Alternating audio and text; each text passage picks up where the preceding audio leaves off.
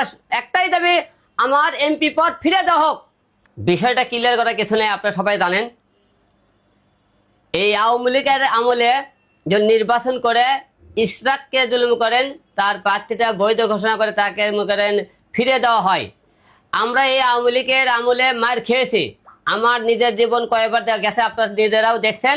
যে তাকে জুলুম করেন এমপি পদ ফিরে দেওয়া হয়, তাহলে আমি হিরো আলম কি অপরাধ করছি, আমাকে কেন ফিরে দেওয়া হবে না? আমার কথা আইনের প্রতি শ্রদ্ধা রেখে বলতেছি, সারা বাংলাদেশের একটাই কথা বলতে চাই, ইশরাককে জুলুম করে তার প্রার্থীটা ফিরে তাকে মনে করেন মেয়র পদ ফিরে দেওয়া হয়।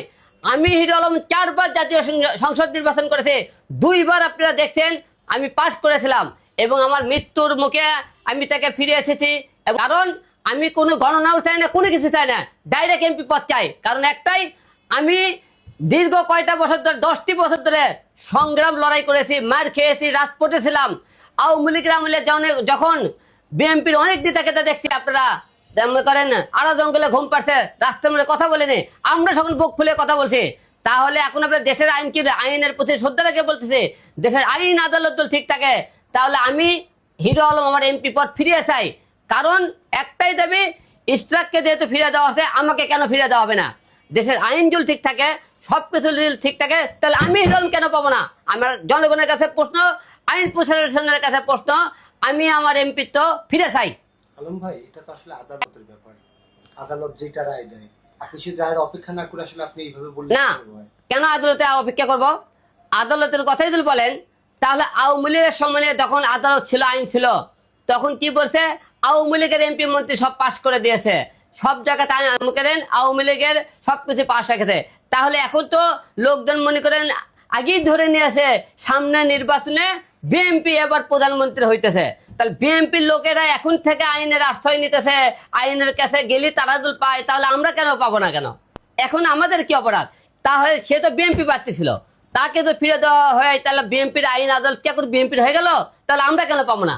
তাহলে আইনের প্রতি শ্রদ্ধা রেখে বলছি, তারা তো ফিরে পায়, তাহলে আমরা কেন পাবো না? আমরা তো মনে করেন মামলা করানো আছে, আমি মামলা করছি না, আমরা আওয়ামী লীগের থেকে মামলা করছি, আমাকে মামলা তারা লাইনি, আমরা তো কোর্টে মামলা করানো আছে। আমি 4 বার নির্বাচন করতে 4 বার মার খেয়েছি, 4 বারই মামলা করেছি। এবং আপনারা সবাই জানেন আমি 2 বার কিন্তু পাশও করেছিলাম। ঢাকা 17 আসনে আমি পাস করেছি, বগুড়া 4-এ পাস করেছি, তাহলে কোন জায়গা থেকে পাস করিনি? তাহলে আমি যদি পাস করে থাকি, তাহলে আমাকে কেন দেওয়া হবে না? তাহলে আমরা কি ধরে নিতে পারি দেশের বৈষম্য এখনো দূর হয়নি? অবশ্যই দূর হয়নি। এবং একটার কথা, সবচেয়ে বড় কথা কি, যেহেতু মনে করেন ইশরাককে ফিরে দেওয়া আছে, আমি যেহেতু মনে করেন 4 বার নির্বাচন করেছি, আমি অনেক অন্যায় অত্যাচার হয়েছি, আপনারা সবাই জানেন। আমি তো এমপি হওয়ার যোগ্য হয়ে থাকি, প্রার্থী দল ফিরে পাওয়ার জন্য যোগ্যতা থেকে থাকে আমার, তাহলে আইন আদালতের কাছে শ্রদ্ধা জানাবো, আমার প্রার্থীটা যেন ফিরে দেওয়া হয়, আমি এমপি পদটা ফিরে চাই। ধন্যবাদ সবাইকে। আমাকে যদি এমপি পদ ফিরিয়ে না দেওয়া হয়, তাহলে বলবো দেশের আইন আদালতের প্রতি শ্রদ্ধা নাই, দেশের আইন আবার একতরফা হয়ে যাইতেছে।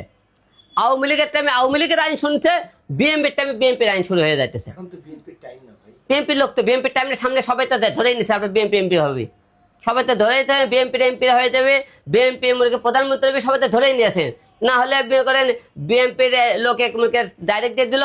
আমরা তো অনেক স্বতন্ত্র প্রার্থী করেছি, অনেক মেয়ের ক্ষেত্রে, আমাদের কেন দেওয়া হলো না?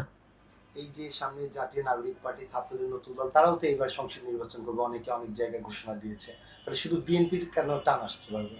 ভাই আপনারা সবাই বলতেছে এবার বিএনপি প্রধানমন্ত্রী, অনেক নেতা এমপিরা আগে থেকে স্টার্ট দিতেছে, আমরা ভাই এর দেখা কথা তো মনে কি অলরেডি বিএনপি শাসন শুরু হয়ে গেছে। তো যেখানে যান আইন আদালত এবং হাটে বাজারে যে কোনো জায়গায় যান, বিএনপির দখলে এখন, তাহলে আপনি নির্বাচনে আর কি বাকি আছে? আচ্ছা, আওয়ামী লীগের আমলে দেখেছি যে আপনি মানে মারধরের শিকার হয়েছেন, বিএনপির কাছ থেকে এরকম কিছু আশা করছেন কিনা বা আশঙ্কা করছেন কিনা যে হতে পারে? বিএনপির আমলে আশঙ্কা কমে কি? বিএনপিরা তো অলরেডি মারছে, আপনারা সবাই জানেন। বিএনপির আমলে আমি করছি না আশঙ্কা হবে কিনা, বিএনপির আমলে তো মারি খেলাম। বগুড়া আপনারা জানেন, আমি যখন কোর্টে মামলা করতে গেলাম, বিএনপি লোকেরা অলরেডি আমাকে মারছে, আবার বিএনপির টাইমে কি আর আশঙ্কা করতে পারে বলেন আপনারা? আমি তো এমনি বিএনপির টাইমও মার খেয়েছি, আওয়ামী লীগের টাইমও মার খেলাম। আলম ভাই, আপনার স্ট্যাটাসে কয়েকজন কমেন্টস করেছে আলম বুঝি আবারও মার খেতে যাচ্ছে, এই বিষয়ে কি বলবেন? সত্যর পথে কথা বলতে গেলে যদি হিরো আলম মার খায়, মৃত্যু হয়ে যায়, কিন্তু অন্যায়ের প্রতি প্রতিবাদ হিরো আলম আগেও করেছিল, এখনো করবে, অন্যায়ের কোনোটাই প্রশ্রয় পাবে না।